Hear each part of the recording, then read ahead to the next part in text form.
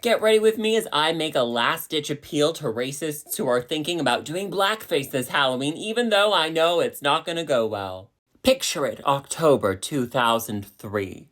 Little baby me didn't really have a grasp of what Halloween was, but once it was explained, and I was told I could wear a costume and be anything I wanted to be, I knew exactly what I wanted to be for Halloween. I wanted to be the coolest, the smartest, the most amazing person on the planet. I wanted to be Gordon from Sesame Street. When I told people of my plan, I was met with titters and laughter.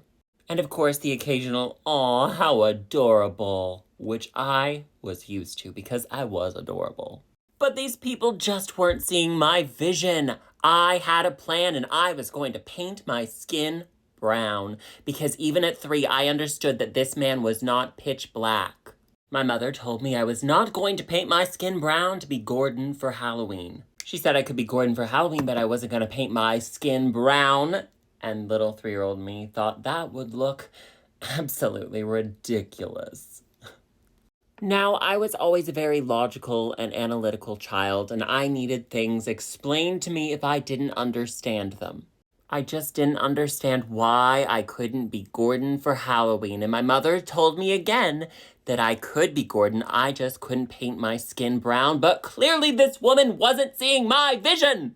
At this point, I was feeling very attacked, and I just didn't know why everyone was telling me no. Finally, my mother sat me down to explain to me that there has been a long history of white people dressing up as black people to mock black people. And that was the end of the discussion. Wrong. I wasn't going to be dressing up as Gordon to make fun of black people. I was dressing up as Gordon because I loved Gordon. I mean, look at us. We are clearly twins.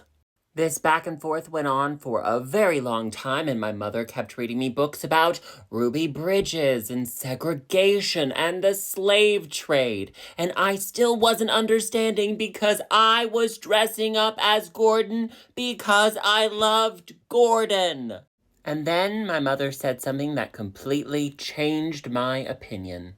My mom told me if I painted my skin brown to be Gordon for Halloween, it would hurt Gordon's feelings.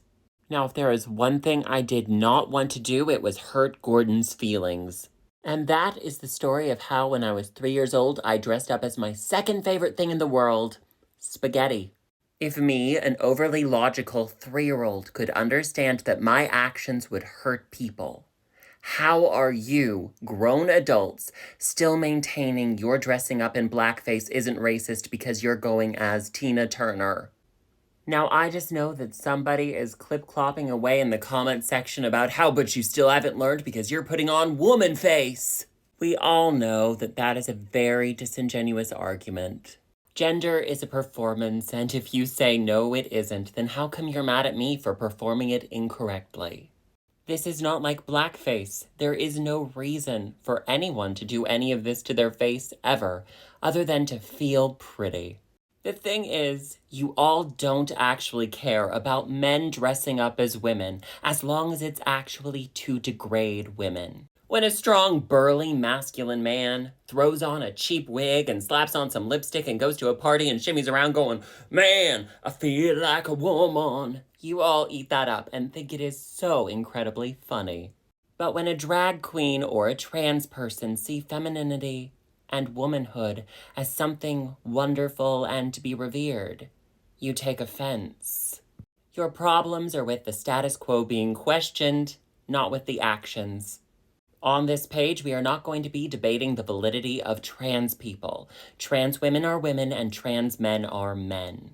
I can personally attest to the fact that you all have no problem with men dressing up as women as long as you feel it's to degrade women.